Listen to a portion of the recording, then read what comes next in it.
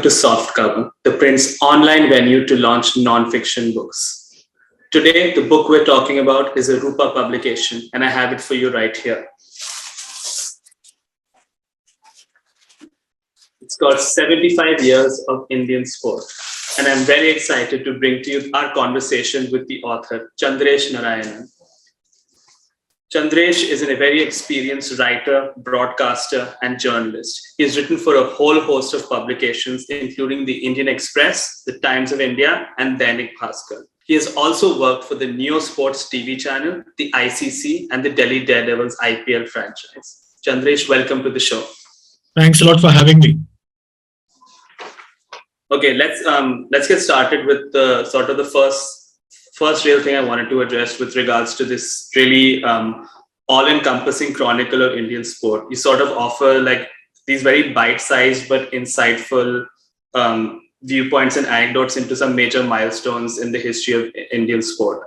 So what really brought you to want to embark on this kind of like chronicle work? So basically, Rupa and I have worked previously as well on a book, which was the biography of Sanat Jayasuriya, the former Sri Lanka captain. And we were toying with the idea of what next from me for Rupa and for the readers at large. And I tossed around a few ideas, and that's when Rudra Sharma, the editor with whom I work extensively, came up with this idea. And I jumped on the idea because I thought about it for a while, and I just wondered if I could take up the challenge. And this was early 2020. So it's been in the pipeline for a very long time, but unfortunately the pandemic really put paid to all our hopes of having a launch or an earlier release of this book. Finally, everything got over, and this year I was able to submit the book. Manuscript rather, and then here we are. You have the book in your hand. It's really something that is close to my heart. It's because it's historical, it's anecdotal. I know there's been some talk about whether I could have included, say, something on football or some other sport and some other achievements. But really, the fact is that the subject is so vast. I could have carried on, and the book would never have come out. Yeah. That makes a lot of sense. It is still important to like maintain that sense of focus, or at least on a few particular sports you really wanted to write about, and sort of take us through the history in those particular sports. Like, for example, so immediately the line that you wrote that immediately stood out to me was in the intro itself, where you say that you say India's tryst with destiny began on 15th August 47 itself, but the dreams of a sporting nation precede that. But that being said, the starting point for the book is still Independence Day. Is there something you want to elaborate about on India's pre-independence sporting history, and why 15th August 47 is still the starting point? That's a good question, actually, because 15th August 1947 is really the start of a dream of a young nation wanting to find its feet in the world, in the comity of nations. And I think in that sense, that is the starting point for me. We did have some successes, especially in hockey, and some stray successes in some other sports, athletics, to say the least. But I think that 15th August 1947 is really the affirmation of a nation wanting to find its feet. And we were too proud a nation, an independent nation, for us to just look back before 15th August 1947. So that really became the starting point for me. Also because it's the 75th anniversary of India as an independent nation. So it became really fitting for me in that sense to look at this particular date as the starting point. And I think that the journey for India as a sporting nation has only started. Because for the first 50 to 60 years, we considered making money from sport as a crime because of our socialist background, maybe. And we looked down upon people trying to make money out of sport. And we still love stories of how athletes who do well at Commonwealth Games and Olympics and Asian Games are actually sons and daughters of cart pullers and vegetable sellers and so on and so forth. So we love that kind of a story even now. That used to be the trend in movies in the late 40s and early 50s and even the 60s. But in sport, it carries on till now. So I guess in that sense, it's very important to start off with 15th August 1947, but the journey is only just begun, in my view. Yeah, that makes sense. So obviously, having been through the book, there's several moments that I think many in the general public would have had some familiarity with or some public memory of, whether you wanted to talk about the many gold medals India's won in hockey, in men's hockey at the Olympics, or some of India's cricketing successes, or even the emergence of someone like a Vishwanathan Anand or a Pulela Gopichand or many great like badminton players. But of the many sports stories that you've highlighted in 75 years of Indian sport, are there some that you felt will have been really lost into relative obscurity that you needed to like highlight and sort of bring back to public consciousness? I think a couple of them that stick in my mind. Number one is the story of Kashyapa Jadhav, independent India's first Olympic medalist, individual Olympic medalist. I think that's a story that's been lost in time. And in fact, I happened to meet his son, and I handed him a copy, and he was very happy. He was very thrilled because in the passage of time, we've forgotten that Kashyapa Jadhav won the medal in 1952, and for the next 44 years, we had no Olympic individual medalist till Leander Paes won the bronze. I think that's a story that needs a bit of a retelling. And also, the other story that I think is the 1975 World Cup hockey team winning the World Cup trophy for the first time. I think that's a story that's also been forgotten conveniently. And I think 75 is a epoch-making year for India in many ways because of a lot of events that happened in politics in 1975. But we sort of forget that 1975 is not just about emergency and Sholay, but also about India winning the World Cup hockey. And I think these two stories really stick in my mind. I think since the start of the 21st century, we've been good at chronicling our successes. But before that, I think we've been very, very tardy. And I think I'm hoping that this book serves as archive material for someone in the future who might want to write a book on 100 years of India as an independent nation. And some useful material comes out from this for that particular writer 25 years from now.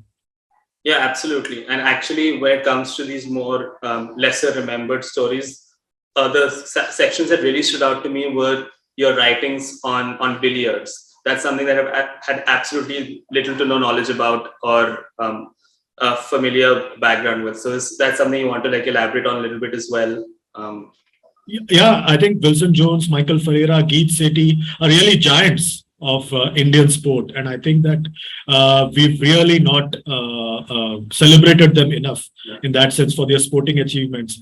And Michael Ferreira always had this angst that any sport other than cricket was not looked at very favorably at that particular time. And even now. And I think that angst is justified to a very large extent. And I think all of us collectively are to blame for this angst that someone like a Michael Ferreira has. But hopefully, slowly but surely, we will be able to celebrate these heroes. And I think this is just a small way of recognizing what these legends have done. And they've really battled odds. Independent India, the young nation that we were after 1947, we really struggled to make ends meet. And I think the sporting achievements that we had whatever little that we may have had is all because of the genuine effort put in by each and every one of those athletes in any sport. And there are many who have not mentioned in this, like, the likes of Ramnath and Krishnan making it to the semifinals of Wimbledon, the likes of Vijay Amritraj doing so well, and to be considered to be the ABC of tennis alongside Bjorn Borg and Jimmy Connors is a huge achievement. Making it to the Davis Cup finals against all odds. India is not a tennis nation. They are now. We do produce champions now, but we were not one in the 60s and 70s and even before that. So I think in that sense, these champions deserve every bit of the effort that all of us can put in collectively. And this book is just a summary of those achievements. Oh yeah, absolutely, absolutely. And at this point, actually, if you could also tell us a little bit about the section on Bharat Ki Beti and the significance of the date 19 September 2000, if that rings a bell. That rings a bell. That doesn't definitely rings a bell, and I think that it is a huge thing, because that moment at Sydney when Karnam Malleshwari won that medal, that I think was a turning point. Though everybody do point out towards Abhinav Bindra and Rajyavardhan Singh Rathore, but I think Karnam Malleshwari ensured that the flag is flying high, and I think she battled odds, the kind of effort that she put in, and those were the days when India was not meant to create a flutter at Olympic events. And that's why I've chosen specifically achievements of athletes at Olympic events, because you're really battling the world in that sense. You're at a bigger platform than at Asian Games or at the Commonwealth Games. And I think the effort that Karnam Malleshwari put in to win the medal and in the reception she got, and Bharat Ki Beti is really the title that was given to her by the late Prime Minister, who incidentally passed away on August 16th a few years back. I think sums up the effort put in by Karnam Malleshwari, because she was really truly Bharat Ki Beti. And I think that was Leander lit a fire, but I think Karnam Malleshwari ensured that from there on, India has always won a medal at any of the Olympics that have taken place after that. So I think Karnam Malleshwari also deserves a huge praise from all of us. Oh, definitely, definitely, and hopefully with this book, a lot more people are reminded and know about that achievement. But at this point, I wanted to sort of get a sense from you on, given that your writing process started almost at the beginning of the pandemic, what exactly was the toughest part about researching this book? I think toughest part of the researching was understanding where to start. It's one thing to put together a summary and chapters that you want to target, chapters that you want to write about, the events that you want to write about. But the toughest part is understanding where to write. I specialize in cricket, so that is the easier part.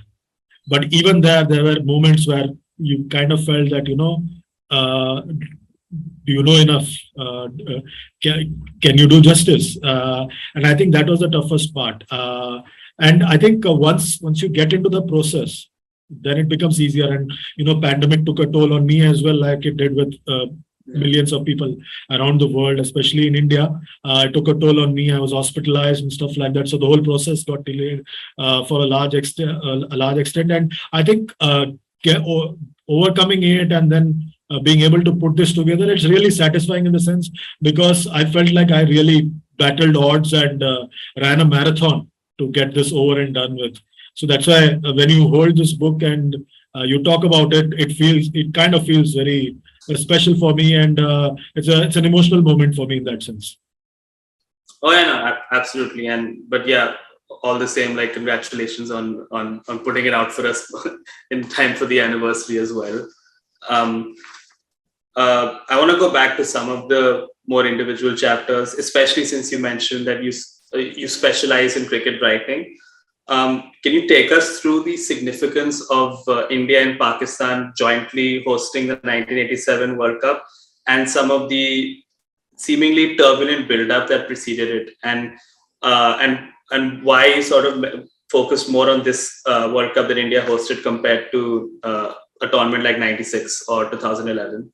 Oh, I think this is a question that I really like that you asked me, because before 87, India hosted the 82 Asian Games, which was epoch making in a in many ways, because Asian Games really brought home color television, and India really opened itself to color television for the first time, and it was a huge event. But what this tournament, the 1987 World Cup, did more than 1996 was that it was two countries who had fought two wars against each other, and it was just 16 years preceding the war, 1987. And when they actually put together the idea of hosting this World Cup in 83, 84, it was just about 12 years since the Bangladesh war. So you can imagine the kind of doubt that was there in everyone's minds, whether these two countries would be able to really coexist and host a tournament of this nature. And also remember one more thing is that those were tough times for India as well, because India was still a closed economy. You didn't have ATMs at every nook and corner. You didn't have apps on your phone. You didn't have mobile phone or any of those things.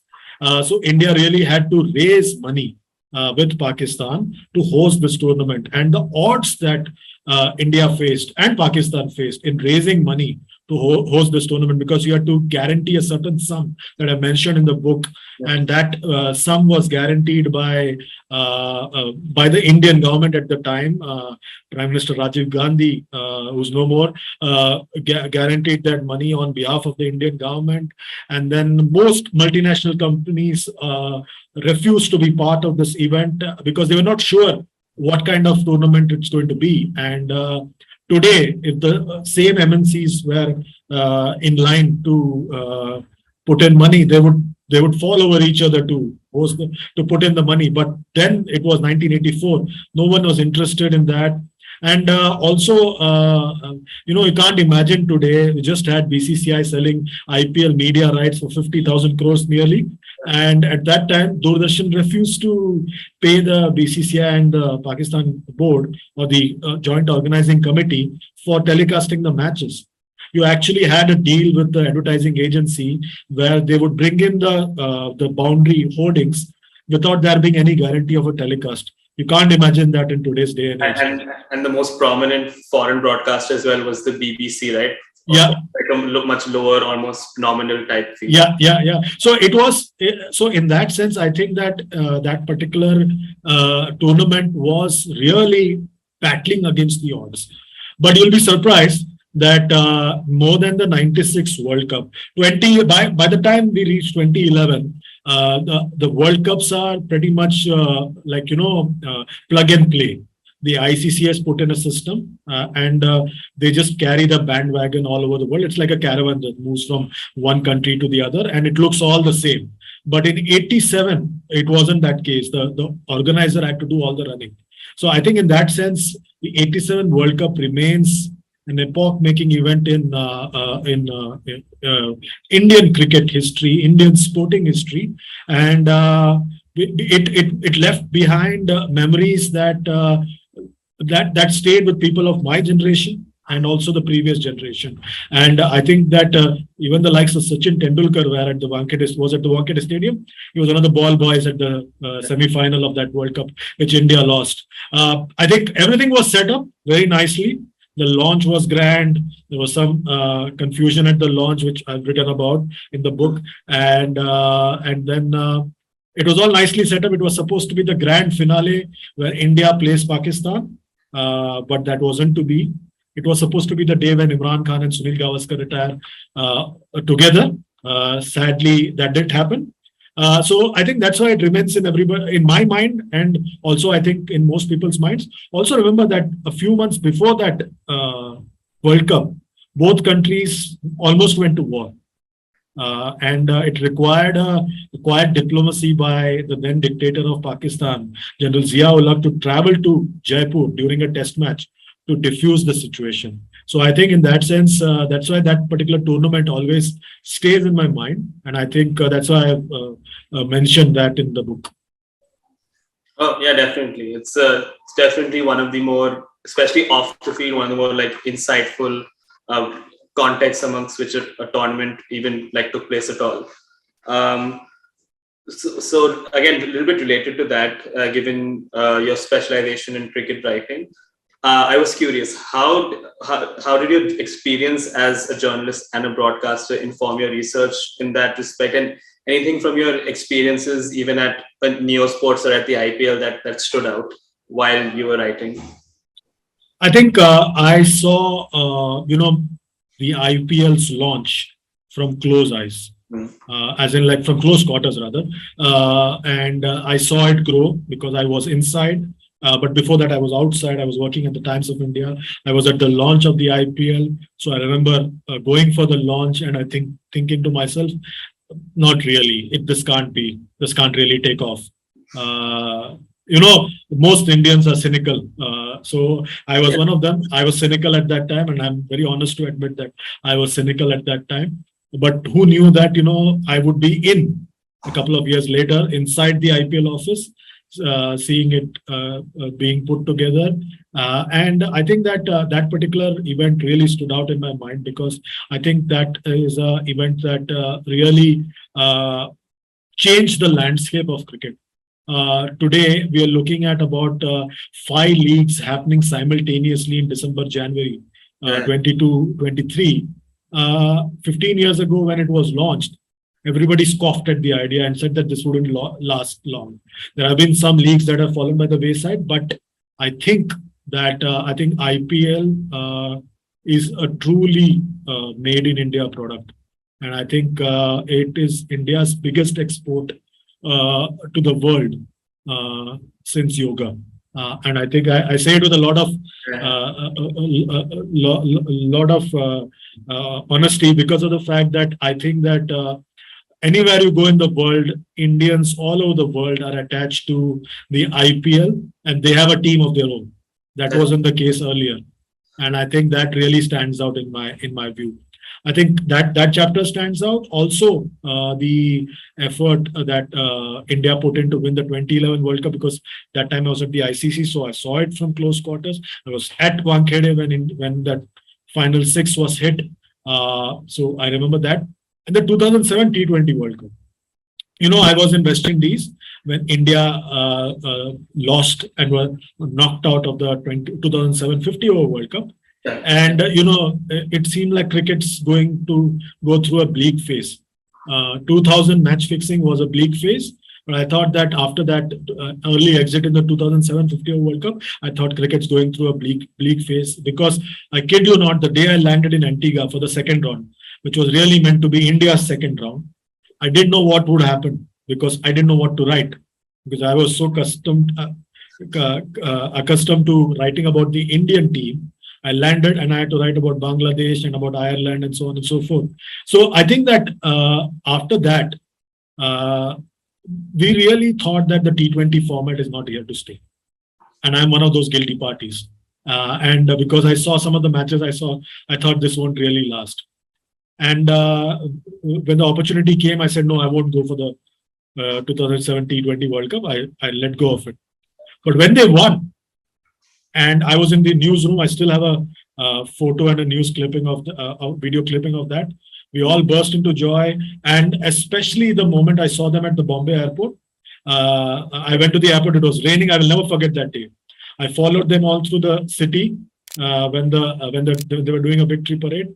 And the chaos that it ended in, and I've written about it in the book, about how the fans came onto the field. There was a police lathi charge. I almost got charged myself, and I escaped that. So these 3-4 events really stay in my mind in that sense. And one thing that I want to mention is the 2001 Test series against Australia.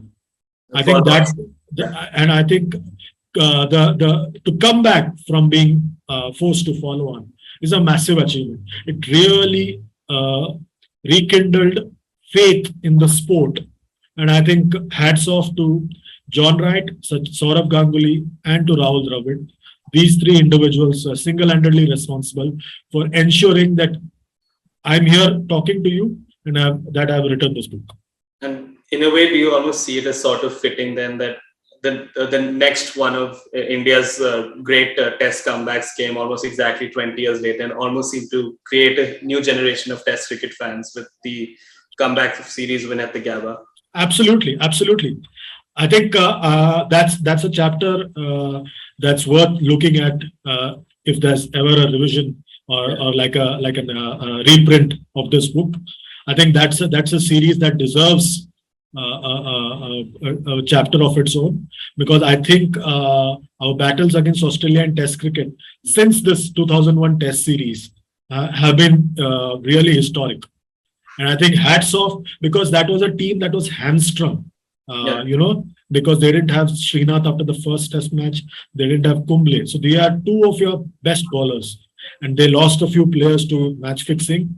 And I think that in that sense, that particular series really ensured that India battled Australia in Test cricket on equal footing, at home and away. Yeah.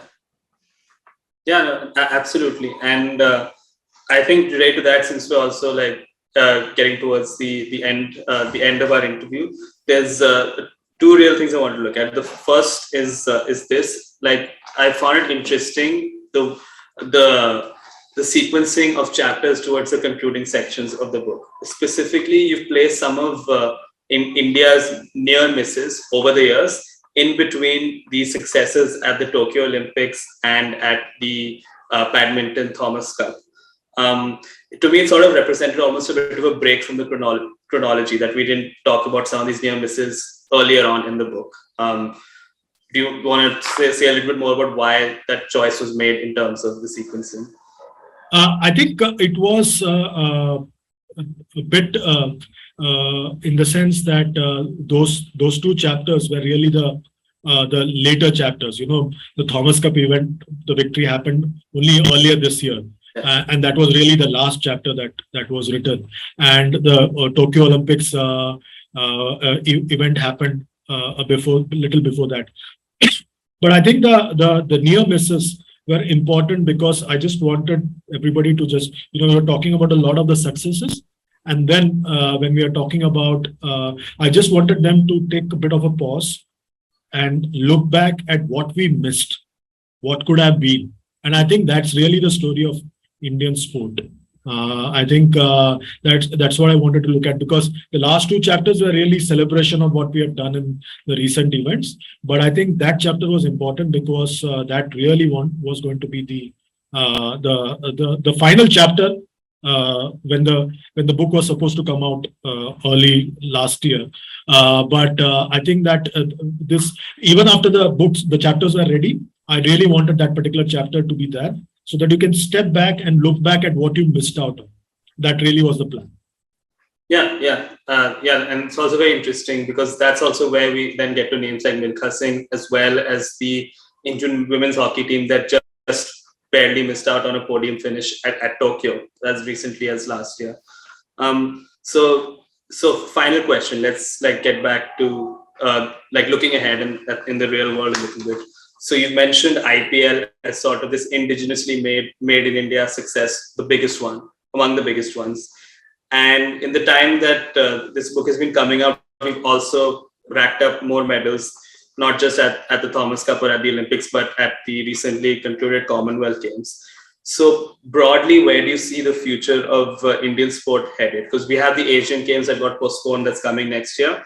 But given that we started this conversation by talking about how football wasn't a big part of this, and football may continue to not be a big part of it, given the suspension of the AIFF that's just been handed down by FIFA. So yeah, where do you see the future of Indian sport headed broadly? I think for the future of Indian sport, two things have to happen. More than the team on the field, the Team India off the field has to improve. And you spoke about AIFF being suspended by FIFA.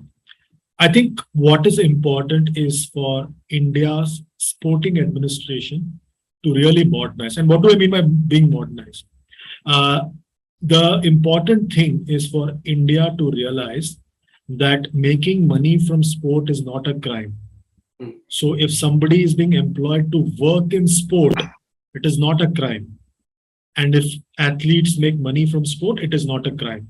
So why do I say that? Because the problem of Indian sport, with the kind of population that we should really be getting more medals and say and competing with USA and China in terms of medals, and even Australia in terms of medals at world events. But we don't do that. You know what holds us back is the team off the field, because it is ingrained in our mind that making money from sport is a crime. So this whole socialist background that we have, which has really carried on from before the independence, when before the independence you had the zamindars and the princes and the wealthy businessmen acting as benefactors and becoming the presidents and secretaries of various sporting organizations, that continued post independence also. And I think what it did was that while the rest of the world realized that sport is a profession. So sports administration should also be professionally run. So if an IIM graduates, he should be so good that it can be handpicked as CMO of a BCCI or a AIFF or any organization. So it shouldn't be that it should be run like a what you have a sabha, like a collection of individuals coming together. Most sporting organizations are for some reason registered as a society. So it's like As non-profits. yeah, so it's like your apartment complex. Yeah. So and they say that they do it for the love of the game. So the thing with love of the game, love per se, is that you can love your family, your wife, husband, brother, boyfriend, girlfriend, whatever, all through the year. Love of the game is such a unique concept that you may love the game at 4 p.m. but may not love the game at 7 p.m. Yeah. So, and also accountability is zero, because you are elected at the AGM, you can only be removed at a special general meeting.